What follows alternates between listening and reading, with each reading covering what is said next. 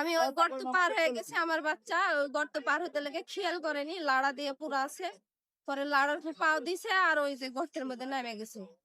পরে মা মা করে ডাকছে, আমি পিছন ঘুরে দেখছি আমার বাচ্চার মা মা শুনতে পাচ্ছি কিন্তু আমি দেখতে পাচ্ছি না। একটু আগে এসে দেখছি ও গর্তের মধ্যে থেকে মা মা করে ডাকছে, হাত দেখতে পাইনি। পরে আমি কান্দা শুরু করছি।